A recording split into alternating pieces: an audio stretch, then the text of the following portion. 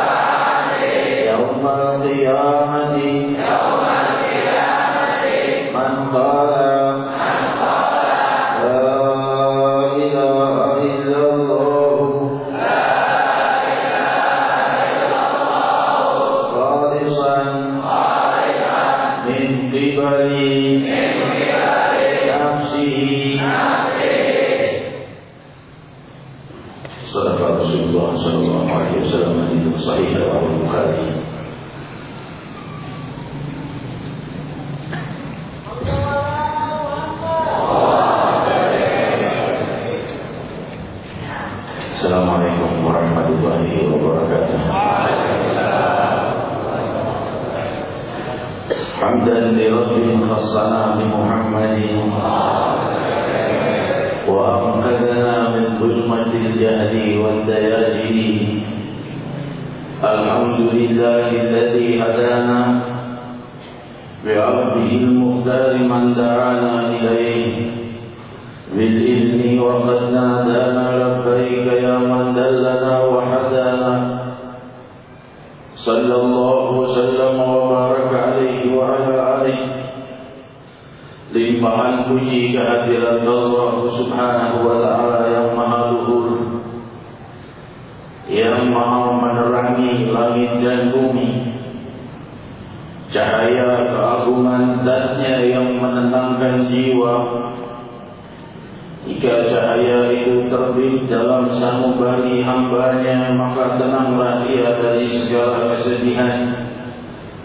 Jika cahaya pertolongan Allah terbit pada hamba-Nya, tersingkirlah segala kesulitan.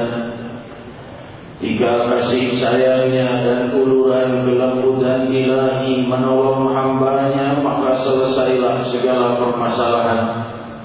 Allah yang maha berkuasa dari zaman ke zaman, yang maha menawarkan kedekatan kepada hamba-hambanya sepanjang waktu dan masa.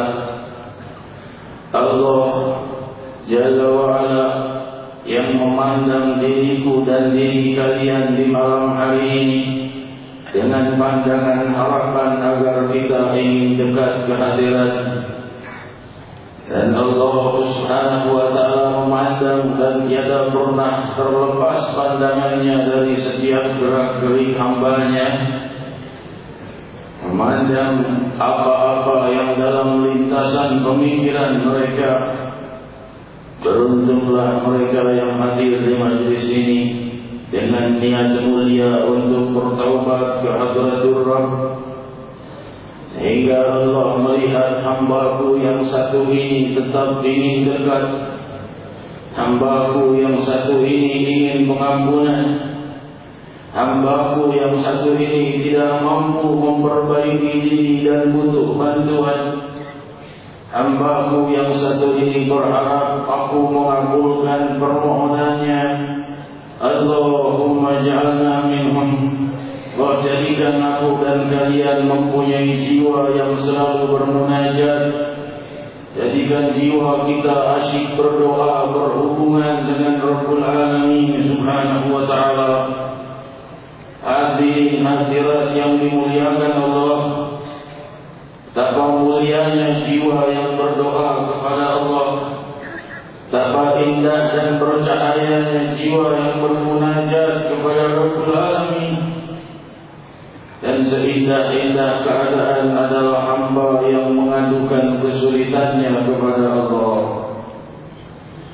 Dan semulia-mulia manusia yang berdoa adalah Sayyidina Muhammad, pemimpin semua orang yang bermunajat, imam semua orang yang berdoa, sang pengajar tunggal memimpin seluruh ajaran keluhuran sepanjang zaman, Sayyidina Muhammad sallallahu alaihi wasallam wa baraka alaihi, yang jiwanya selalu dipenuhi doa di dalam kesedihan dan dalam kenikmatan, dalam kegembiraan ataupun dalam kesulitan. Jiwa sang Nabi dan jiwa sang idola selalu berdoa, memuji Allah, meminta pertolongan dari Allah, bermohon kepada Allah, merintih kepada Allah. Karena memang jiwa yang selalu berdoa menandakan dekatnya hubungannya kepada Allah. Sambutan ilahiyah sebagaimana firman Allah dalam hadis qudsi, Ya ibna Adam innaka ma da'awtani wa rajawtani ghafartu laka ala ma kana minka fala ubali. Wahai keturunan Adam, jika kau berdoa kepadaku dan berharap kepadaku, jika kau taruhkan harapanmu kepada Zatku, jika kau mau meminta kepadaku, kuhapuskan dosa-dosa kalian dan tidak kupermasalahkan lagi. Betapa indahnya Rabbul Alamin yang mengabarkan kepada sang Nabi sambutan hangatnya bagi mereka yang bermunajat, sambutan hangatnya bagi mereka yang berharap kepada Allah. Kuhapuskan dosa-dosa kalian dan tiada akan kuperdulikan lagi. Demikian sambutan ilahi bagi jiwa yang memanggil Allah, bagi jiwa yang menginginkan Allah. Hadirin hadirat yang dimuliakan Allah, kita memiliki satu sosok yang menjadi idola dan panutan, Sayyidina Muhammad sallallahu alaihi wasallam wa baraka alaihi rahmatan lil alamin, Sayyidul awwalin wal akhirin, yang hari-hari beliau dipenuhi doa dan munajat. Semakin orang mencintai dan mengikuti beliau akan semakin banyak berdoa dan bermunajat. Manusia yang paling indah budi pekertinya, disaksikan oleh seluruh musuh dan temannya.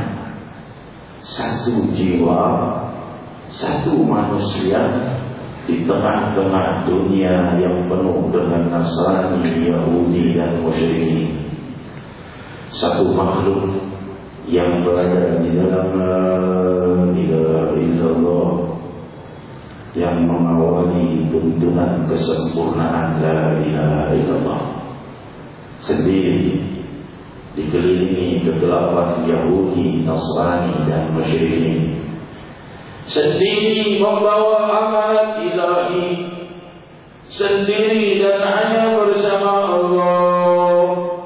Seluruh kerabat, keluarga, teman dan semua yang ada di permukaan bumi dalam kesesatan dan kegelapan yang nyata. Mereka yang telah memahami dari para pendeta Yahudi dan Nasrani yang memahami kebenaran, saat-saat itu dalam keadaan penantian, menanti kedatangan Nabi akhir zaman sendiri. Hadirin hadirat yang dimuliakan Allah, namun jiwa dan manusia yang paling terkucil karena sendiri tidak mempunyai teman untuk menyampaikan kemuliaan yang diajarkan Allah ini, ternyata kemudian menjadi penguasa terbesar sepanjang waktu dan zaman. Menjadi penguasa terbesar sejak turunnya Adam hingga yaumul qiyamah. Pengikutnya terbanyak Sayyidina Muhammad sallallahu alaihi wasallam. Penguasa yang tidak menggunakan tahta dan tidak memakai singgah. Penguasa yang lembut kepada semua teman dan musuh. Sehingga diriwayatkan dalam Sahih Bukhari betapa hebatnya perjuangan beliau untuk memerangi kekufuran Yahudi, Nasrani dan musyrikin. Namun Rasul sallallahu alaihi wasallam mempunyai seorang khadim, seorang pembantu anak muda beragama Yahudi. Beliau sallallahu alaihi wasallam tidak mengusir pemuda itu karena ingin berkhidmat kepada beliau walaupun Yahudi.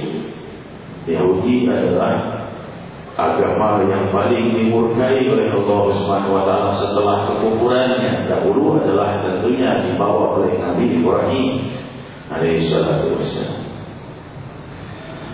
Maka pemuda itu berkhidmat kepada Nabi dalam waktu yang cukup lama, membawakan makanannya, minuman sang Nabi, duduk bersama sang Nabi, berkhidmat di rumahnya Rasulullah sallallahu alaihi wasallam. Demikian indah dan lembutnya sang Nabi. Ia terus dalam agama Yahudinya selama sekian lama. Rasul tidak memaksanya. Ini orang non-muslim kafir masuk ke rumahku dan mau khidmat padaku. Tidak demikian. Beliau sallallahu alaihi wasallam menerima seluruh makhluknya Allah dalam keadaan apapun untuk berkhidmat bersama beliau. Maka di satu hari pemuda ini sakit, Rasul sallallahu alaihi wasallam menjenguknya. Ketika beliau menjenguk pemuda ini sudah sakaratul maut. Ayahnya yang juga Yahudi duduk bersama Rasul menyaksikan sakaratul maut anak ini. Rasul mengatakan qul la ilaha illallah. Ucapkan la ilaha illallah Muhammadur Rasulullah. Pemuda itu tidak mau mengucapkannya kecuali melirik dulu pada ayahnya. Diizinkan tidak masuk Islam. Ayahnya yang Yahudi haru dengan perbuatan sang Nabi yang demikian indah. Ini anakku, jelas-jelas dia ini pimpinan orang Islam yang selalu berdakwah mengajak kepada kebenaran. Ini anakku khidmat di rumahnya, sakit datang menjenguk anakku. Haru ayahnya berkata, apa Abul Qasim? Wahai anakku, taatkan Abul Qasim, yaitu julukan bagi Nabi Muhammad SAW. Anaknya mengucapkan syahadat dan masuk Islam. Dan Rasul kembali ke rumahnya dengan wajah yang cerah seraya berkata, Alhamdulillahilladzi anqadhahu minan nar. Alhamdulillah, puji bagi Allah yang telah menyelamatkannya dari api neraka kekufuran. Demikian hadirin hadirat lembutnya sang Nabi. Kita bertanya, kenapa Rasul sallallahu alaihi wasallam berbuat demikian kepada orang-orang yang di luar Islam? Bukan lain kelemahan kelembutannya, bukan ridho atas kesesatannya, tapi besarnya keinginan untuk orang itu beriman. Besarnya keinginan sang Nabi dan cintanya kepada Allah. Jangan sampai orang ini membenci Rasul dan lari dari Islam. Demikian akhlak nubuwah, warisi kemuliaan budi pekerti Sayyidina Muhammad sallallahu alaihi wasallam. Hadirin hadirat yang dimuliakan Allah, Rasul sallallahu alaihi wasallam adalah orang yang sangat mencintai Allah. Tidak ada orang lebih mencintai Allah di muka bumi melebihi cintanya Nabi Muhammad sallallahu alaihi wasallam kepada Allah. Dan beliau selalu ingin berbuat apa-apa yang dicintai oleh Allah, yang membuat Allah ridha dan senang, itu yang diperbuat oleh sang Nabi. Oleh sebab itu hadirin hadirat yang dimuliakan Allah, Rasul sallallahu alaihi wasallam mengajarkan kepada kita kemuliaan demi kemuliaan demi kemuliaan karena cintanya kepada Allah. Dan kita bertanya, kenapa para nabi yang lain tidak demikian dahsyatnya penjagaannya terhadap umat? Penjagaan beliau terhadap umatnya karena besarnya cintanya kepada Allah pula. Karena apa? Karena beliau tahu semakin banyak hamba-hamba Allah yang beriman, Allah semakin ridha dan gembira. Ini yang dikehendaki sang Nabi, sehingga dia sallallahu alaihi wasallam selalu mengajak kepada umatnya dengan kelembutan dan kasih sayang, sehingga jadilah beliau yang paling banyak pengikutnya dari semua nabi dan rasul sallallahu alaihi wasallam.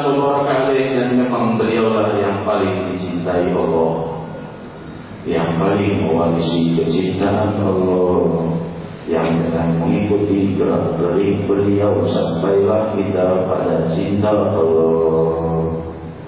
Hadirin hadirat, Maha Raja langit dan bumi terus memandang gerak-gerik kita, memandang dan memperhatikan niat yang ada dalam jiwa kita. Allah Subhanahu wa ta'ala telah menyiapkan alam setelah alam dunia, yaitu barzakh dan yaumul qiyamah. Alam yang pasti akan kita jalani dan kita lalui dan akan dilalui oleh semua yang hidup di muka bumi. Dari keturunan Adam, mereka akan melewati barzakh dan sampai di yaumul qiyamah. Hadirin hadirat, dan Allah Subhanahu wa ta'ala akan memperlihatkan apa-apa yang akan kita dapatkan sebelum kita sampai di surga. Wal'iyadu billah, juga jika sampai di neraka, semoga Allah menyelamatkan dan kalian dari api neraka. Diriwayatkan dalam Sahihul Bukhari bahwa Rasul sallallahu alaihi wasallam bersabda, tiadalah seseorang ahli surga masuk ke dalam surga terkecuali diperlihatkan padanya api neraka. Tiada seorang yang akan masuk ke dalam surga terkecuali pasti saat dia sebelum masuk surga diperlihatkan dulu api neraka. Untuk apa?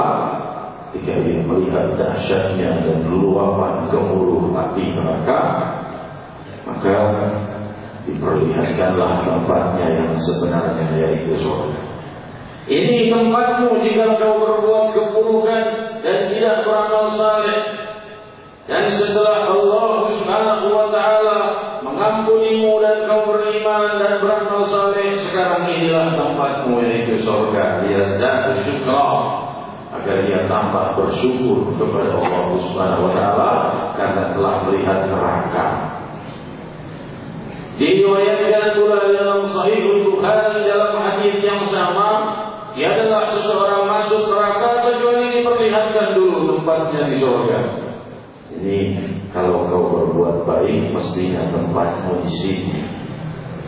Tapi karena kau memilih kehinaan, maka tempatmu diganti dengan yang ini. Waliyadzubillah. Dia melihat kobaran api neraka, fazdadu hasrah, maka ia bertambah sedih, bertambah kecewa dan bertambah menyesal. Sehingga dia tahu betapa indahnya Allah memperbuat hamba-hamba yang beramal saleh. Hingga dia berada dalam puncak penyesalan, dan penyesalan itu akan menjadi apa? Menjadi pengurangan pula baginya daripada siksa api neraka selama ia seorang muslim. Karena semua muslim akan sampai di surga Allah Subhanahu wa ta'ala. Demikian yang disampaikan oleh Nabi Muhammad SAW.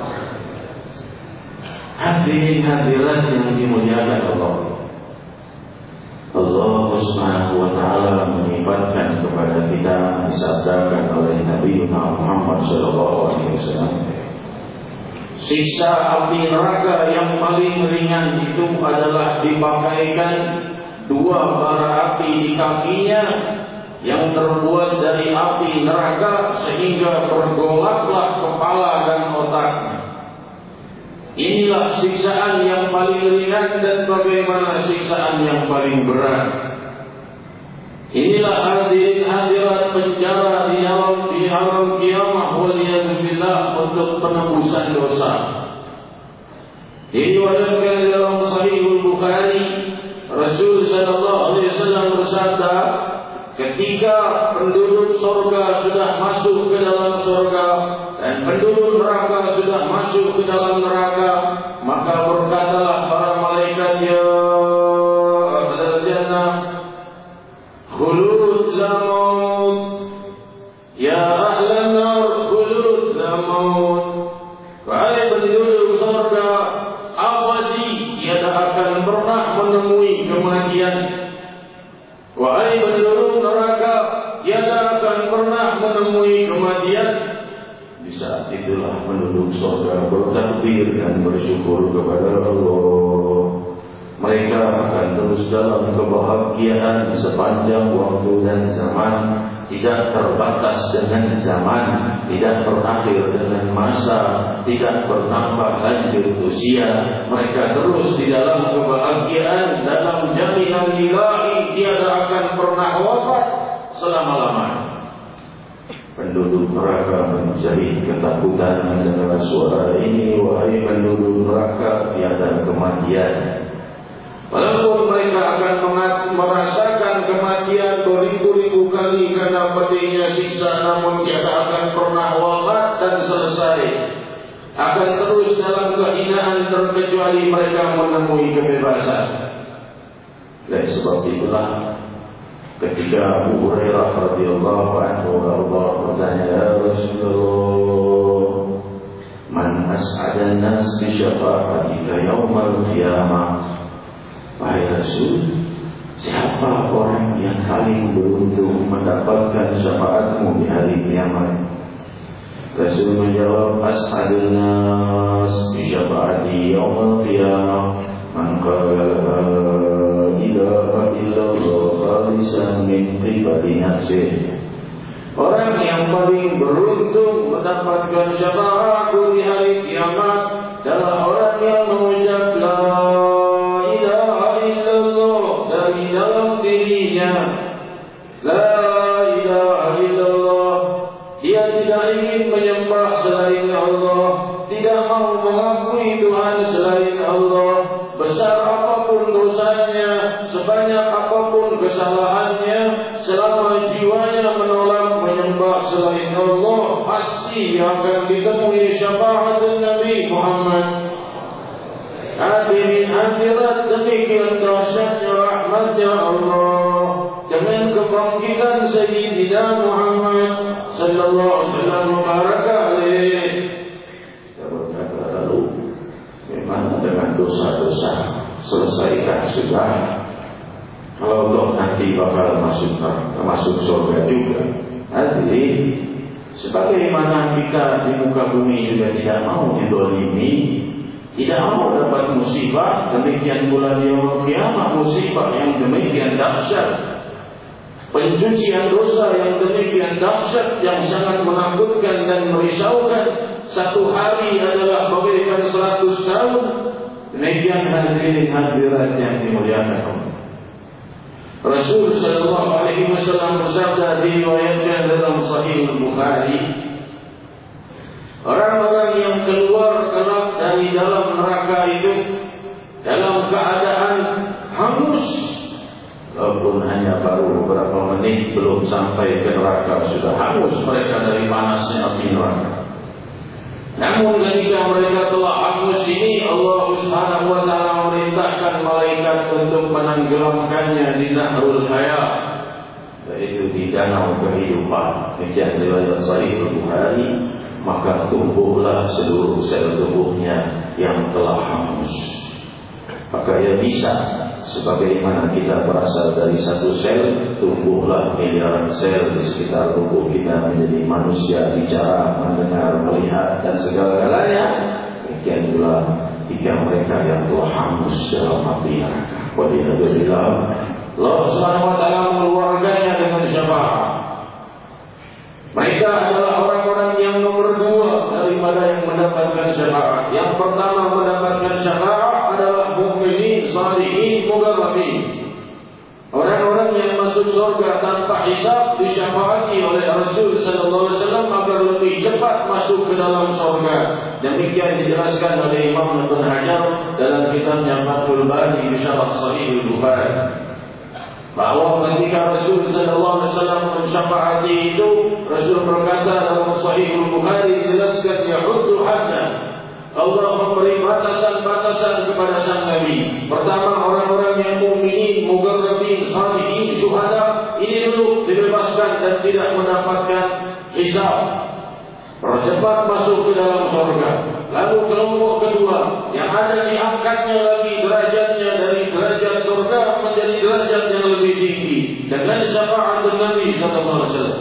Ada pula yang diberi hak memberi syafaat, yaitu para syuhada, para ulama, para aulia diberi izin untuk memberi syafaat. Dan pula Rasul sallallahu alaihi wasallam mensyafaati batasan umat demi batasan. Imam Ibnu Hajar menyebut batasannya mereka yang malas berbuat ibadah, mulai semakin tinggi mereka dari para pezina, para yang meninggalkan sholat, orang yang mabuk, dan kesemuanya ini hadirin hadirat pasti di akhir akan mendapatkan syafaat selama mereka tidak menyekutukan Allah. Walaupun terlambat, tak 1000 tahun, tak ratusan ribu tahun, tak miliaran tahun, mereka akan menemui syafaat Muhammad sallallahu alaihi wasallam. Ribuan tahun itu bukan hal yang sebentar, hadirin hadirat. Mereka di zaman sekarang ada yang menanti di alam barzakh mungkin 1000 tahun lagi untuk mencapai hari kiamat. Kita saja dalam beberapa hari terkena musibah, misalnya jiwa kita telah mulai sempit dan bingung. Lebih lagi ketika ribuan tahun tinggal di dalam bara api yang gelap dan hitam. Demikian hadirin hadirat, namun kita mengingat di sini betapa agungnya rahmatnya Allah dengan memunculkan sosok Muhammad Rasulullah sallallahu alaihi wasallam kepada kita. Imam Ibnu Hajar Al-Asqalani dalam kitabnya Fathul Bari di Syarah Sahih Al-Bukhari menjelaskan, menukil banyak hadis sahih dan riwayat bahwa di saat itu jika para nabi melintas di jembatan Sirat, Rasul sallallahu alaihi wasallam didatangi oleh Nabi Isa dan berkata, wahai Muhammad, alan waktu, wahai Muhammad, sekarang waktumu. Ini umat sudah pecah belah, sudah cerai berai, masing-masing teman tidak kenal temannya, sahabat tidak kenal sahabatnya. Sebagaimana firman Allah, yauma yafirul mar'u min akhihi wa ummihi wa abihi wa sahibatihi wa banihi. Hari di mana manusia itu lari dari temannya, lari dari keluarganya, lari dari ayah ibunya, lari dari anaknya, menghindar dari suami dan istrinya. Kenapa? Karena risaunya mereka atas hari yang demikian besar, takut ditunda. Dan di hari itulah bisa berkata, waktu sekarang waktumu wahai Muhammad, ini umat sudah cerai berai semua. Rasul sallallahu alaihi wasallam berdiri di jembatan Sirat menanti umat. Saat semua teman lupa pada temannya, Rasul tidak lupa dari umat. Sehingga jika beliau melihat umat beliau melintas, beliau mengenalkan dirinya, ana sahibuk. Demikian Imam Ibnu Hajar menukil hadis riwayat Fathul Bari di Syarah Sahih Al-Bukhari. Aku temanmu, kata Rasul, aku temanmu. Maksudnya semua teman bisa lupa padamu, terkecuali Nabi Muhammad tidak lupa pada umatnya sallallahu alaihi wasallam wa baraka alaihi wa alihi. Demikian hadirin hadirat indahnya syafaat Nabi. Sampailah manusia-manusia yang telah sampai di dalam surga Allah Subhanahu wa taala, sehingga Rasul sallallahu alaihi wasallam sabda diriwayatkan dalam Sahih Bukhari, orang-orang itu di surga kelak wajah mereka bagaikan bulan purnama, bulan di saat purnama. Terang benderang dengan keindahan, wajah mereka dinaungi cahaya ilahi Subhanahu wa ta'ala. Terang benderang, hadirin hadirat yang dimuliakan Allah, wajah mereka itu indah. Indah kenapa? Karena diperindah oleh yang maha indah dengan cahaya yang maha indah, sehingga mereka sangat indah. Bayangkan wajah-wajah mukminin, mukminat, syuhada dan salihin penduduk surga itu, betapa indahnya wajah mereka. Semoga kita akan diperindah oleh Allah Subhanahu wa taala dengan cahaya keindahannya di dunia, di barzakh dan di yaumil melihat indahnya surga, bagaikan istana-istana mereka, kata Rasulullah SAW, bagaikan bintang di langit, terang benderang dan sangat berjauhan antara istana satu dengan istana lain. Hal seperti ini hadirin jika kita ingat tampaknya sulit diterima logika. Tentu logika kita belum mampu untuk mendalami hal-hal seperti ini. Ini hanya bisa diterima oleh iman. Dan tetapi Allah yang maha berkuasa tentunya telah memberi peringatan kepada kita bahwa alam logika dan pemahaman kita ini sangat terbatas, dan pengetahuan ilmu kita pun sangat terbatas. Sehingga Allah berkata kepada mereka yang masih memungkiri dan menyembah Tuhan yang lain, Allah berfirman, innahum la yakhluqud dzubab walau istama'u bih. Bagaimana mereka mau memahami dengan segala kepahaman ilmu sedangkan mereka tidak bisa menciptakan seekor lalat pun, walaupun seluruh mereka berkumpul penduduk langit dan bumi untuk menciptakan seekor lalat dari ketiadaan, bukan dari proses peneluran, dari ketiadaan menjadi ada. Kumpul seluruh alam untuk menciptanya tidak akan mampu. Cipta seekor lalat saja seluruh alam semesta tidak mampu, maka apalagi yang kita tunggu kalau bukan iman kepada yang Maha Mencipta seluruh alam semesta. Allah Jalla wa'ala, Allah Jalla wa'ala, Allahu Allahu Allahu Allah. Rasul sallallahu alaihi wasallam bersabda, diriwayatkan dalam Sahih Bukhari, 3 penduduk surga telah masuk ke dalam surga. Penduduk neraka disyafaati dan mereka keluar dari neraka dan lantas diperindah oleh Allah. Masuklah mereka ke dalam surga, banyaknya bagaikan ribuan burung-burung putih. Keluar dari kemurkaan, dari penjara kehinaan Allah Subhanahu wa taala menuju surga, ribuan banyak, terus dan terus masuk ke dalam surga dengan syafaat Nabi Muhammad sallallahu alaihi wasallam. Demikian riwayat Sahih Bukhari. Mereka keluar dari dalam dan menuju surga itu kasta'arir, bagaikan ribuan merpati yang masuk ke dalam, bukan seperti burung tentunya, tetapi banyaknya kira-kira seperti itu masuk ke dalam surganya Allah Subhanahu wa taala. Hadirin hadirat, lalu Allah Subhanahu wa taala berkata kepada penduduk surga, ala utikum akthar min dzalik. Wahai hamba-hambaku, apakah kalian sudah senang, araditum, sudah puas kalian? Mereka menjawab, apalagi yang membuat kami belum puas pada Rabbi? Kami masuk ke dalam surga padahal hanya kami beriman dan beramal saleh berapa puluh tahun saja. Itu pun masih banyak celah-celah dosa. Kau berikan pada kami pengampunan. Apalagi yang lebih dari ini, wahai Rabb, dan kau berikan pada kami kebahagiaan dan keindahan yang kekal. Mereka dengan mahkota indah, pakaian terindah, minyak wangi terindah, dan bentuk yang sangat indah. Allah Subhanahu wa taala berfirman lagi dalam ayat qudsi, la nutikum aktsar min dzalik.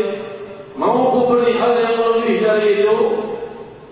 Maka para penduduk surga menjawab, apa yang lebih dari ini, wahai Rabb? Tentunya mau. Maka Allah Subhanahu wa taala menjawab, illa alaikum ridhani fala asqat alaikum ba'dahu abada. Kuhalalkan dan kupastikan untuk kalian keridhaanku, dan aku tidak akan pernah murka kepada kalian selama-lamanya. Allah menghalalkan cintanya kepada mereka dan akan selalu mencintai mereka dengan cinta yang abadi. Cinta Allah yang tiada akan pernah berakhir. Adakah dalam jiwa kita mendambakannya? Adakah kita yang memintanya? Ridha Allah yang kekal dan abadi dan tiada akan pernah berakhir. Jazakallahu wa iyyakum minhum. Allah semoga memastikan namaku dan nama kalian di antara mereka. Pastikan nama-nama kami Rabbi yang wafat dalam husnul khatimah. Pastikan nama-nama kami memandang indahnya Zat-Mu yang maha indah.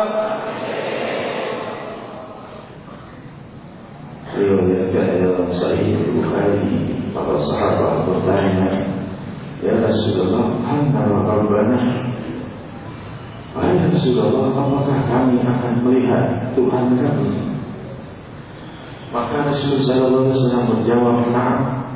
Hal tudahibuna min an tarawna hadzal qamar min duni sahab?" Apakah kalian masih ragu melihat bulan purnama kalau tidak ada awan? Tentunya tidak, jelas sekali. Maka Rasul menjawab, seperti itu kalian akan melihat Tuhan kalian. Demikian riwayat Sahih Bukhari. Wa kana Allah Subhanahu wa taala berfirman, "Wujuhu yawma idzin nadhirah ila rabbiha nadhirah." Wajah-wajah yang bercahaya memandang Allah Subhanahu wa taala dengan seindah-indah tadi. Disitulah hadirin hadirat sang Nabi sallallahu alaihi wasallam ketika berhadapan dengan Rabbul Alamin di malam Mi'raj.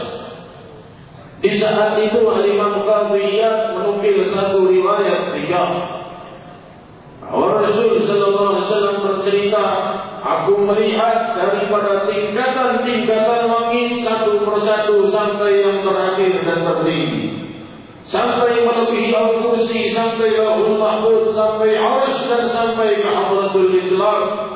Aku melihat berjuta-juta bentuk, berjuta-juta suara dan bermacam tasbih.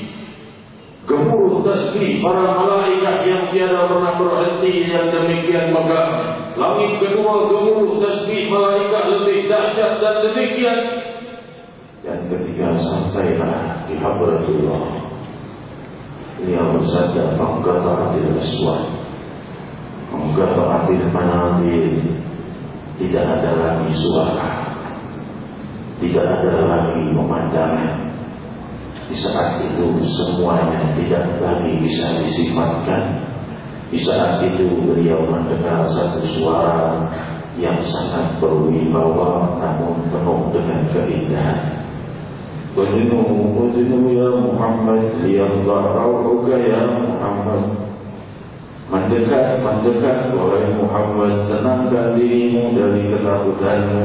Maka bersujudlah sang Nabi di Habratullah dengan ucapan at-tahiyyatul mubarakatuh salawatut thayyibatul lillah. Segala kemuliaan, keluhuran milik Allah dan keberkahan. Maka sang Nabi mendengar jawaban Allah Jalla, "Assalamualaikum ayyuhan Nabi wa rahmatullahi wa barakatuh." Salam sejahtera dari Allah kepada sang Nabi dan rahmatnya. Sang Nabi menjawab, "Assalamualaikum wa ala ibadillahi shalihin." Salam sejahtera atas kami dan pada hamba-hamba Allah yang saleh. Demikian hadirin hadirat, percakapan itu selalu disebut saat kita salat 5 waktu dan salat sunnah untuk mengingat detik-detik perjumpaan sang Nabi dengan Allah, untuk mengingat detik perjumpaan kita dengan Allah. Hadirin hadirat yang dimuliakan Allah, ingatlah saat perjumpaan ini yang pasti datang kepada kita, rindukan dan dambakan keindahannya Jalla wa'ala. Ya Rahman Ya Rahim, kami yang masih hidup di alam dunia dan menanti saat-saat kematian kami, panjangkan usia kami dalam ketaatan dan keberkahan Ya Rahman Ya Allah. Tambahkan keberkahan dan ketaatan dalam usia kami. Perangi hari-hari kami dengan indahnya sujud. Perangi hari-hari kami dan nafas-nafas kami dengan doa dan munajat. Perangi segala apa yang kami lewati dengan cahaya kemudahan, dengan cahaya penyelesaian yang menyingkirkan segala kesulitan dan hambatan kami Ya Allah. Ya Rahman Ya Rahim, Ya Dzal Jalali wal Ikram. Inilah harapan, inilah doa yang telah kau berfirman, Ya Ibn Adam, innaka ma da'utani wa rajautani wa qarduka ala ma kana minka fala ubali. Wahai keturunan Adam, Jika kau berdoa kepadaku dan berharap kepadaku, kuhapuskan dosa-dosamu dan tidak lagi kau permasalahkan. Hadirin hadirat, hadirkan jiwamu dalam doa dan munajat.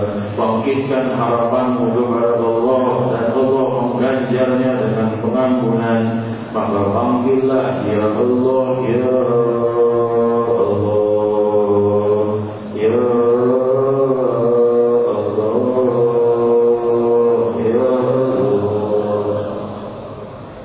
As'adun nas bi syafaati man qala la ilaha illallah khalisan min qibali nafsihi.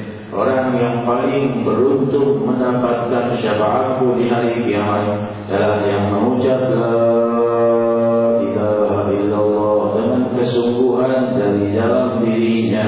Hadirin hadirat, tekankan dalam jiwa kita, kita tidak akan menyembah Tuhan lain selain Allah, tidak akan memilih Nabi lain selain Muhammad Rasulullah. Faqulu jami'an la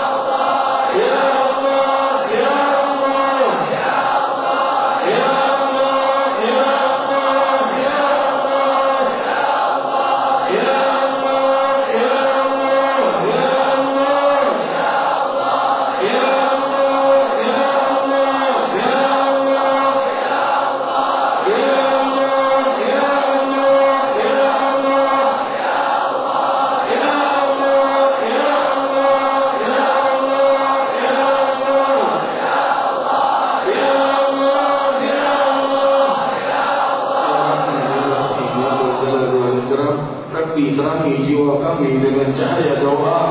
Terangi nafas-nafas kami dengan munajat. Terangi sisa usia kami dengan lezatnya sujud. Kami menganukan buruknya jiwa kami yang selalu menghindar dari ibadah. Menganukan jiwa kami yang mencintai dan merindukan selain-Mu. Rabbi ya Rahman, kepada siapa kami mengadu kalau bukan pada nama-Mu ya Allah? Pada siapa kami mohon pengampunan atas buruknya dosa dan tiada rahasia antara kami dengan-Mu ya Rahman. Kalau bukan begitu pengampunan-Mu ya Allah, inilah hamba yang demikian banyak berbuat dosa, dan pintu maaf-Mu selalu terbuka bagi para pendosa. Masukkan seluruh nama kami dalam samudera maaf-Mu ya Rahman. Dosa-dosa kami, ya, dan dosa-dosa ayah bunda kami, ayah bunda kami yang masih hidup, curahkan keberkahan dalam hidupnya. Ayah bunda kami yang telah wafat, muliakan arwah mereka bersama kubur Nabi. Ya Rahman, Ya Rahim, perbaiki keadaan muslimin. Allahumma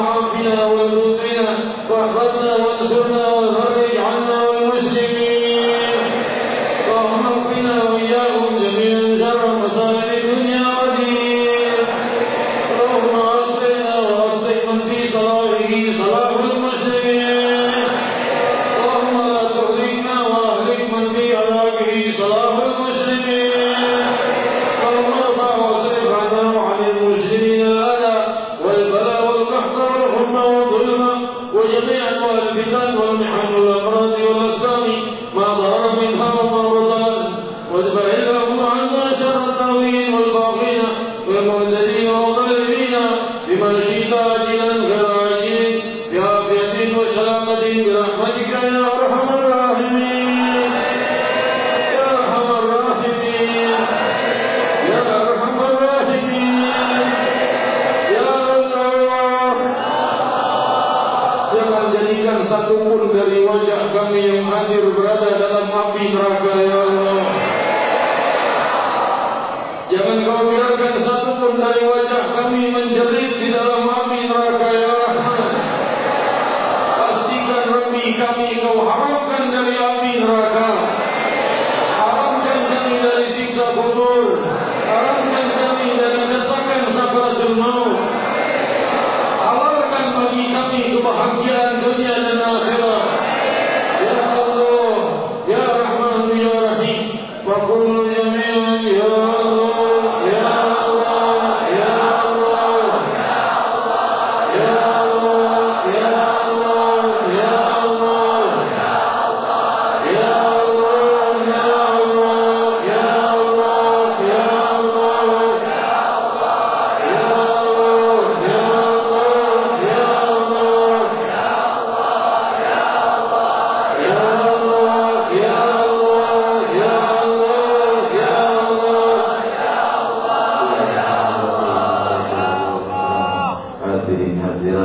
Kita akan terus memakmurkan zikir jalalah setiap malam, setiap minggunya, setiap bulannya. Kita akan terus menerangi bumi ini dengan zikir jalalah, menerangi hari kita dengan zikir jalalah. Dan doakan tamu-tamu kita, Habib Hussein bin Syekh Al-Junaid dari Kuala Lumpur, akan dikabulkan seluruh hajatnya,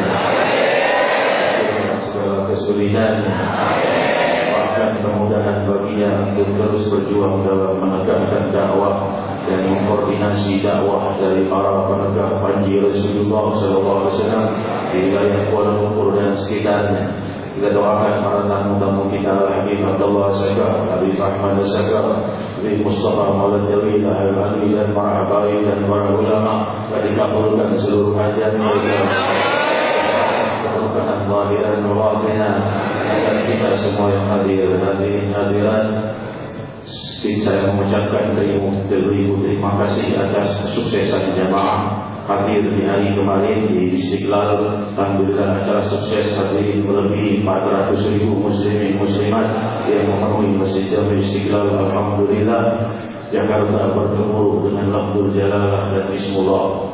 Dan kita tidak puas berhenti di sana. Tanggal 29 Juli tepat malam Isra wal Mi'raj, Rabu malam Kamis, kita akan mengadakan tabligh akbar Isra Mi'raj dan gemuruh lafzul jalalah di Masjid At-Tin Taman Mini 29 Juli ba'da Isya, 29 Juli 2008 ba'da Isya di Masjid Jami At-Tin.